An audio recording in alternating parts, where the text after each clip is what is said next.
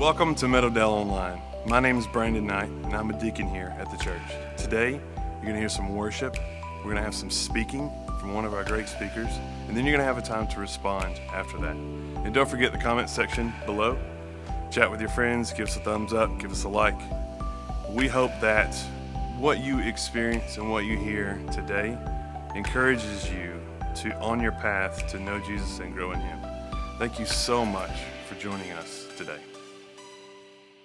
Good morning, everyone. My name is Clay. I'm the music minister here on staff. We're so happy to see you here with us this morning. So, hey, we are about to sing together. So I just want to encourage you, stand with us, sing at the top of your lungs. Don't hold anything back. Let's really capture this moment and let's just worship God with everything that we have this morning.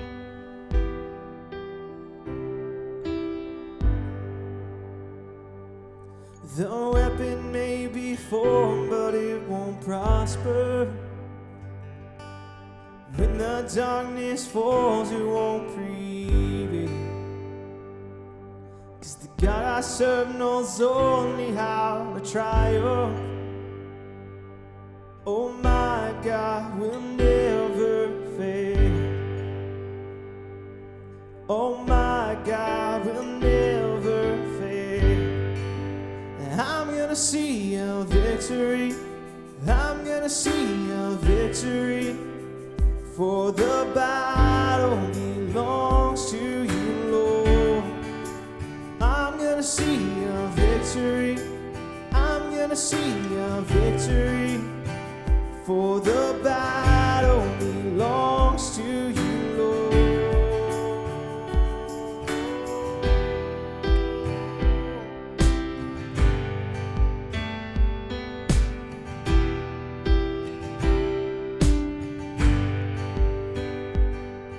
There's power in the mighty name of Jesus. Every war he wages, he will win. 'Cause I'm not backing down from any giants, oh no. 'Cause I know how this story ends. Yes, I know how this story see a victory. Oh, I'm gonna see a victory.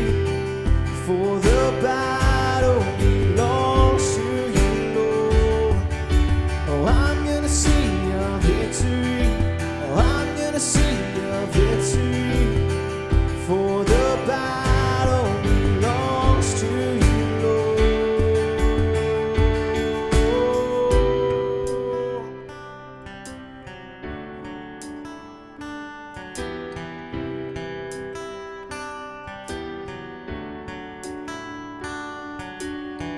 You take what the enemy meant for evil, and you turn it for good. You turn it for good. You take what the enemy meant for evil, and you turn it for good. You turn it for good. You take what the enemy meant for evil, and you turn it for good. You turn it for good. You take what the enemy meant for evil, and you turn it for good. You turn it for good. I'm gonna see a victory. I'm gonna see a victory. For the battle belongs to you, Lord. I'm gonna see a victory.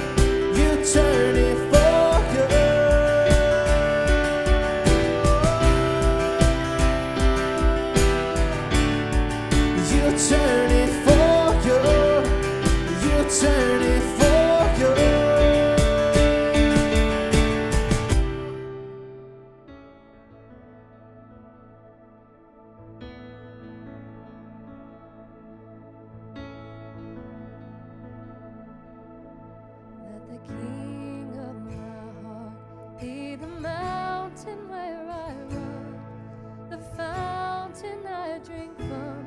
Oh, he is my song. Let the king of my heart be the shadow where I hide, the ransom for my life. Oh, he is my song. You are good, good. Oh, you are good, good.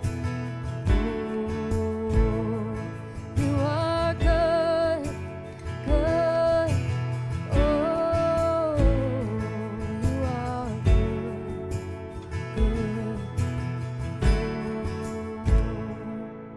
Let the king of my heart be the wind inside my sails, the anchor in the waves. Oh, he is my song.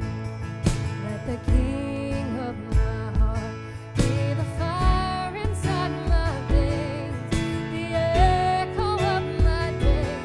Oh, he is my song. You are good, good. Oh, you are good, good. Oh,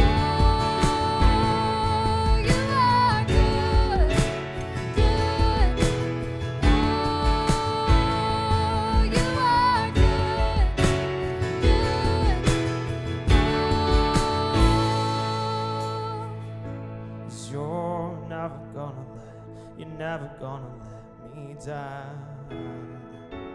You're never gonna let me down.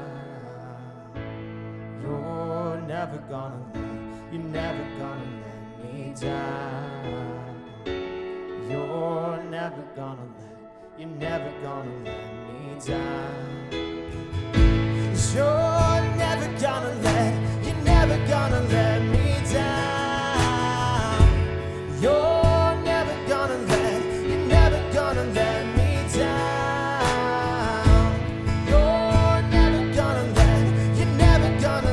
me down. You're never gonna let me down. 'Cause you are good, good. Oh, you are good, good. Oh, you are good, good. Oh, you are good, you're good.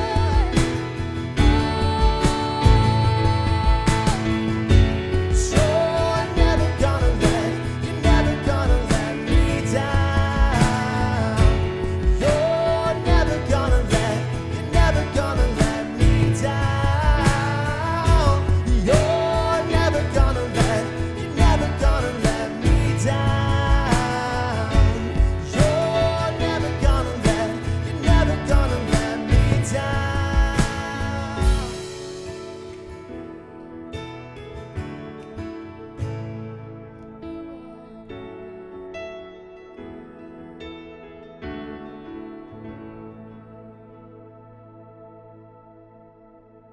Thank you, and welcome to Meadowdale Online. Once again, I'm Brian Anderson. I'm one of the speakers. I'm here. Glad to be here once again. If you're watching this at home or wherever you're at on your phones, I'm glad you're tuning in. I know you could be anywhere, you could be doing anything, but you are watching us here. I know I've been with John the Revelator for the past couple of weeks, but we're going to turn now to the first book. We're going to go old school to the book of Genesis. I've been flip-flopping on messages. My go-to, I wanted to do one on Nehemiah about the coming back to the synagogue and the temple, and I keep flip-flopping.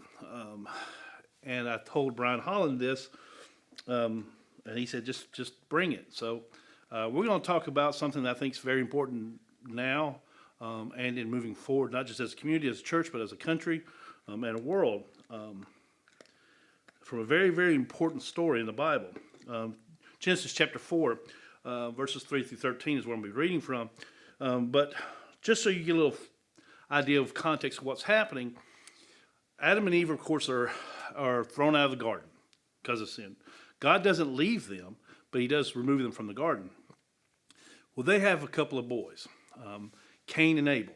They kind of grow up together, and God's there with them. One's a farmer, one tends to livestock. So as they go, the idea was for them to gather their first fruits, gather their offerings, and bring them as we do, and give your offerings to God. And that's kind of where the story picks up in Genesis 4:13. So they bring their offerings. And I wanted to read this too, so you'll have it. And it says this in verse 3 of chapter 4. And in the process of time, it came to pass that Cain brought an offering of the fruit of the ground to the Lord. Abel also brought of the firstborn of his flock and of their fat. And the Lord respected Abel and his offering, but he did not respect Cain and his offering. Cain was very angry, and his countenance fell, or his face fell. I'm going to stop there for right now in the reading. God rejected Cain's offering, his offer. There was a reason why. We don't know exactly what that reason was. We have a good idea. The Bible's clear that he brings fruit, some fruit from the ground. It doesn't say he brings his first fruit, which is what he was supposed to do. Whether the food was rotten, whatever. But I think it's actually deeper than that. Because Cain gets angry, and he lowers his face.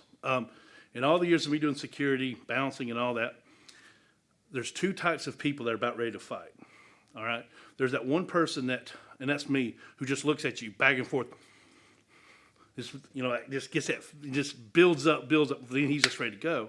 There's also the other ones who look away, who look down and just start seething as they think about it. And that's what Cain does. Cain gets angry. Now, but there's a very important lesson in this. Remember, this is God. This is not a king. This is not his dad. This is God. God rejects the offering. But then he knows that there's something else happening. And so he asks Cain, why are you getting angry? Why are you getting angry? But I want to read this because I think there's a great warning for us today in what God says. So it says this, that, so the Lord said to Cain, why are you so angry? Why has your countenance or your face fallen? If you do well, will you not be accepted? And if you do not do well, sin is at your door. And its desire is for you, but you should rule over it. See, we miss this sometimes when we read the story. God says, hey, listen, you messed up. What you offered wasn't good. It wasn't the right thing. You didn't do the right thing. But why are you getting angry about it? It's okay. It's okay that you messed up. I'm not mad. I just can't accept it. So listen, just fix it, and next time you're good. There's no reason to get that upset. Too many times we get so upset. I know people who will justify one bad thing happening in a church to never walking into a church again. We always say, you have one chance to make a great impression, but you're human, right? Sometimes, but we hold each other to such a high standard that it's so easy to kind of judge and say, I'm not going to. Well, we can't do that, right? We have to understand that people are going to make mistakes, and it's okay. And God's telling Cain, listen, don't get mad. Don't turn your head away from me. I'm still here. I still love you. We just got to fix this problem. But there's something that's eating at Cain. It's his anger. And God knows it. God knows. So I think this was a lot deeper than, there was at the first fruits. God knows there's something going on in Cain.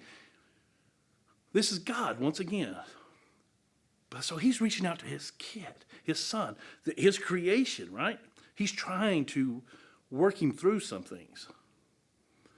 But what Cain does is ignore him. Cain does not answer him. Cain turns around and walks off. He did not admit that he was wrong.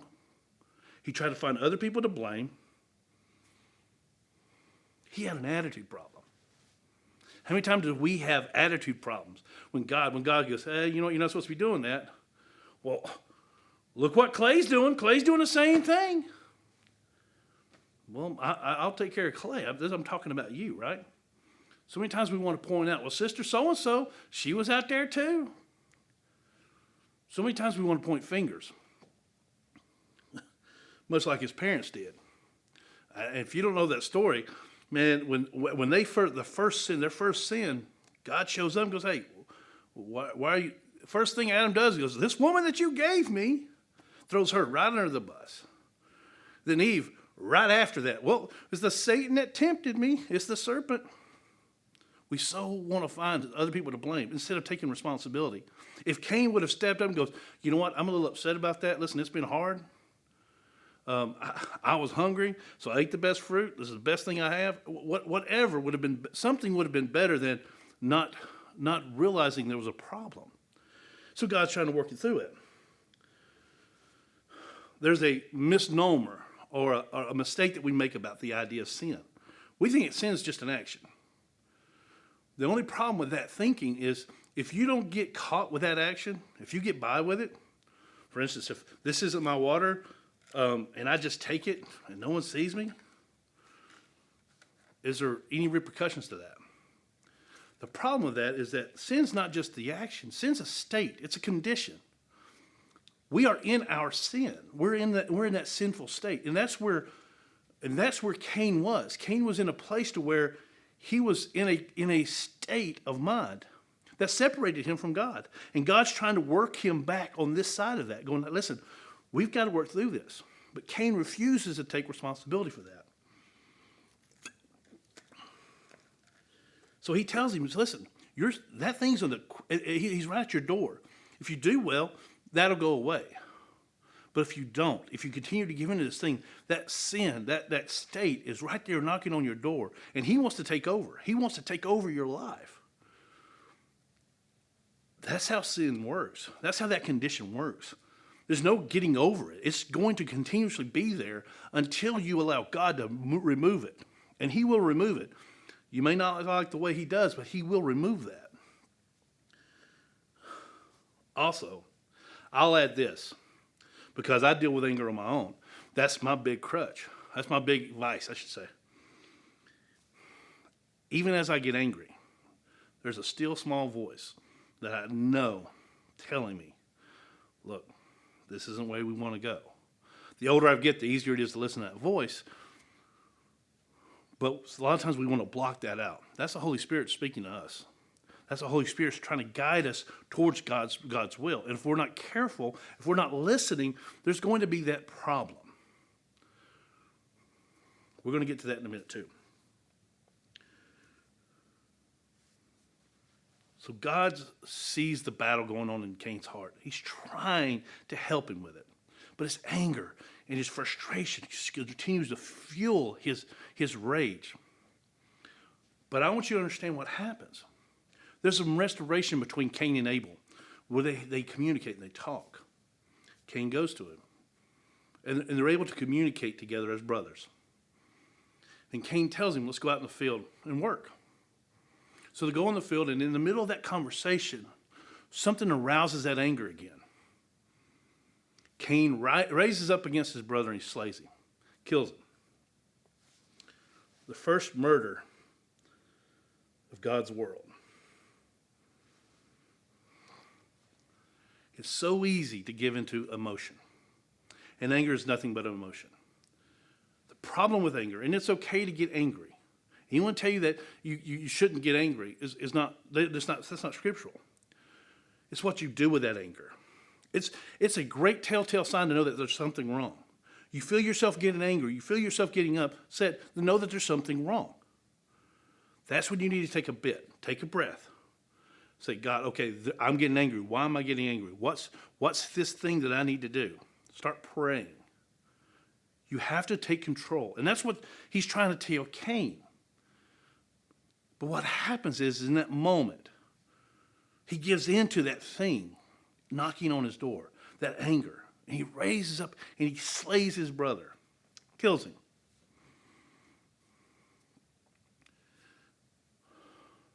I wish this was a happy story. It's not. He slays his brother.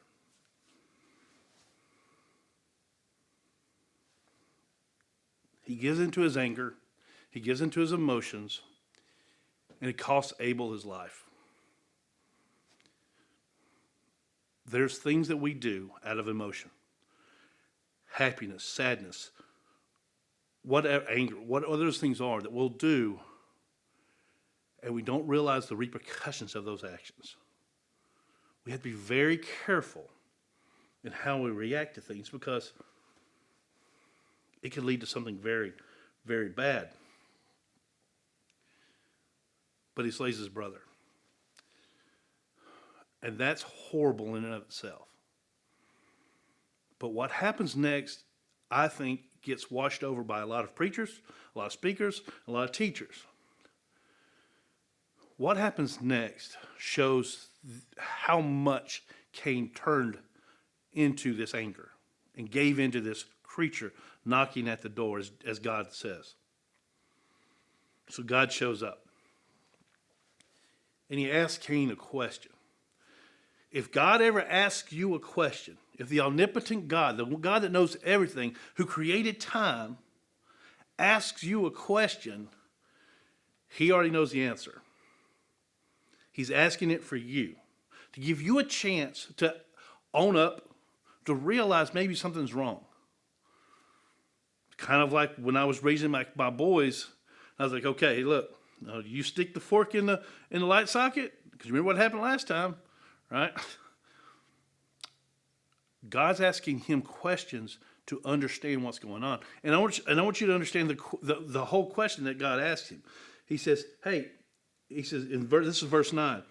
Then the Lord said to Cain, where's Abel, your brother? Where's your brother Abel? Now remember, there was 2 sons. Seth hadn't come along yet. He called out his brother, so he knew, this is what I'm talking about. I know what's going on. Where's your brother? Cain's response is a lot about what I'm hearing here lately. I don't know. Am I my brother's keeper?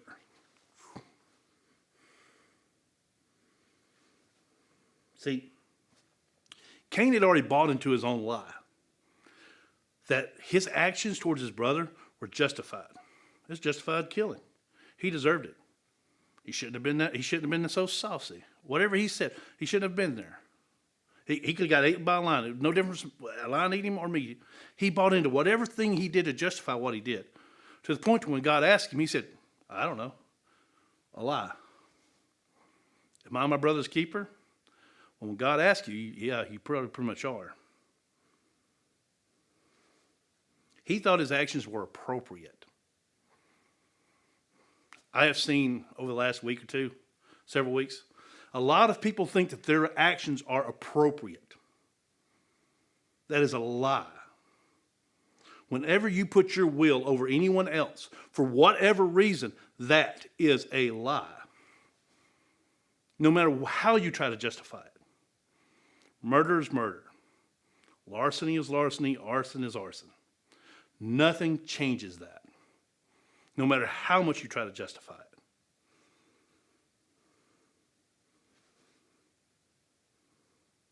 He is not my responsibility. I'm pretty sure that Jesus said that every neighbor is our responsibility. Every person on this planet is our responsibility. You can't get out of it. Love thy neighbor as you love yourself.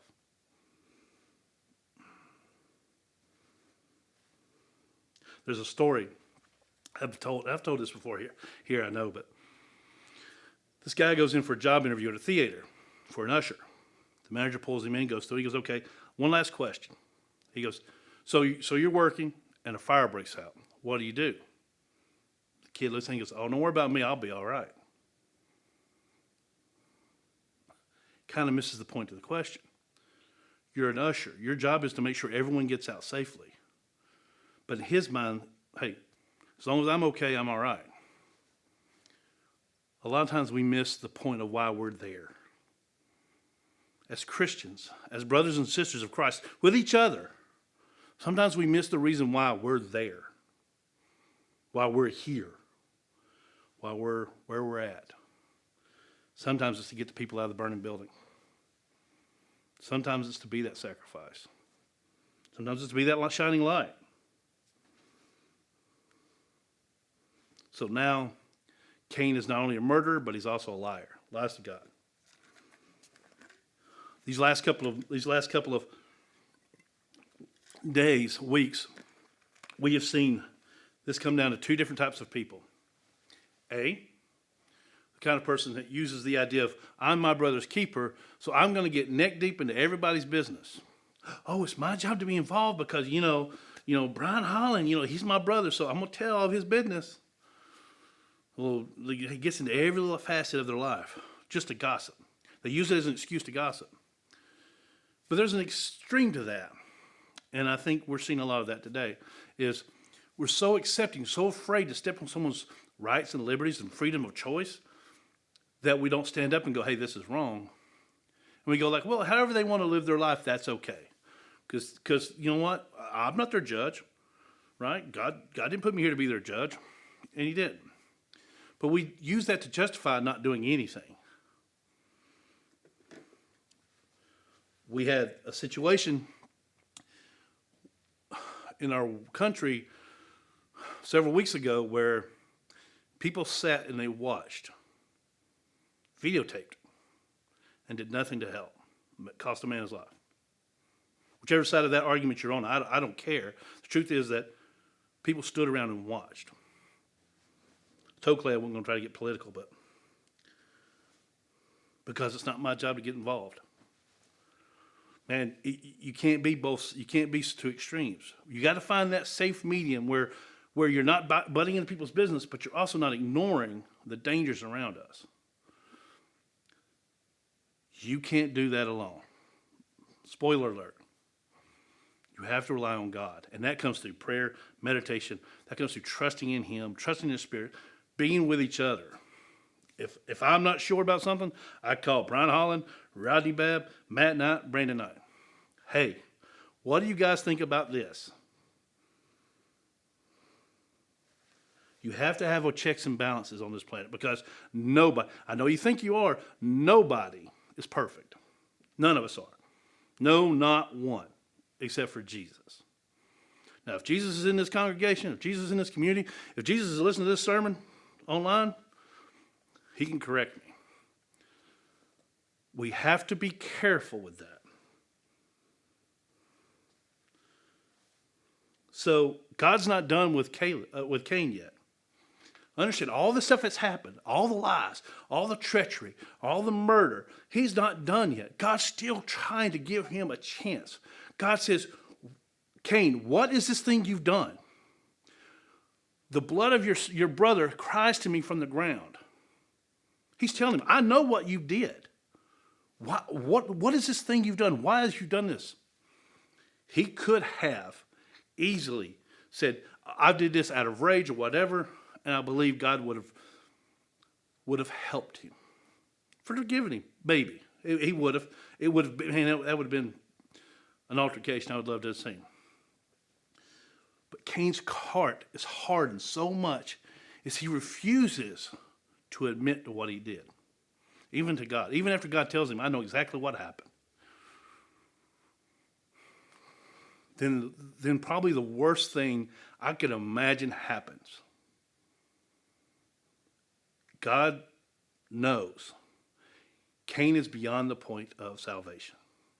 His heart's hardened to the point to where he will never accept responsibility for this. And we know that's true because of what happens next. Understand this. God lays down his punishment for Cain. He doesn't kill him. No. He rightfully could have. Eye for an eye, tooth for a tooth, right? But he doesn't. This is his punishment. And the Lord says, Cain, he says this, he says in verse 11, so now you are cursed from the earth, which has opened its mouth to receive your brother's blood from your hands. When you till the ground, it no longer yield its strength or its fruit. And a fugitive and a vagabond you shall be on this earth. Turns him into a vagrant, a wanderer. He won't be able to plow, won't be able to grow anything. It's a horrible sentence, but it's not death. then Cain says something, not, I'm sorry, thank you for not taking my life, or my life is not worthy. No. Cain says this: my punishment is greater than I can bear. Oh, wait a minute. Once again, it's about him. How many times do we always turn our problems back on us? Blaming God for the consequences of our actions.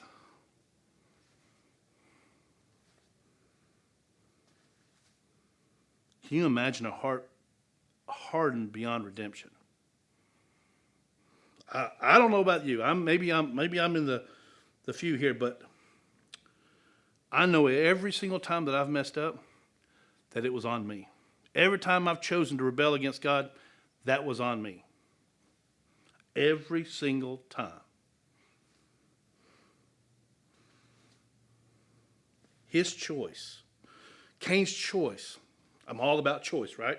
I'm all that everyone has that freedom of choice. His choice was to completely remove himself from God completely forever.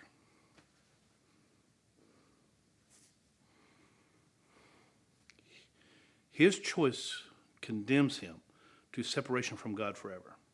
His choice, not God's. Even after murder of one of his own. God sought redemption, reconciliation with his son, his creation. But he chose not to. As we go through this, if you're out there and you realize, man, I have lived a bad life. I've made some bad choices. There's people in the chat. There's people on staff. I'm here. Would love to talk to you. Show you the redemptive love of God through his son, Jesus Christ. It's there for you. And if you don't know anything about this, if you're just tuning in for the first time, or you just found us, or God led you here, there's a redemptive power in his son. There's a forgiveness and a grace that is untold, and it will make a difference in your life. Don't wait, speak. In the chat below, email, call. Someone will answer. You're not alone. We're there for you. Thank you. Thank you for watching. We're going to close, but I'll pray for you. Look forward to seeing you at church. Remember that this church is open Sundays at 11 o'clock. But if you can't make it, or if you're abroad, we'll be here continuously every Sunday. Love you. God bless. Thank you for being here. Thank you for listening and worshiping with us. I want to thank Clay, the band, the staff, for continuously working, sacrificing for them. Please continue to give. Giving's been great. We love it, but there's 3 different ways to give. You can give online. You can also give by snail mail or give by text. All the information is on the screen. Please do. Remember Wednesday nights, Wednesday night midweek with Mark. Been doing an amazing job. You can go watch. All the sermons are still online at our YouTube page as well as Facebook. If you need to talk, need to chat, we're there. Thank everyone. Thank you for this chance to go. Thanks for all the speakers who continuously, tirelessly come forward. Continue to pray for them and our pastor search committee. But in all things, God bless you. Remember that it's okay when things mess up. Always seek God. Thank you. God love. God bless.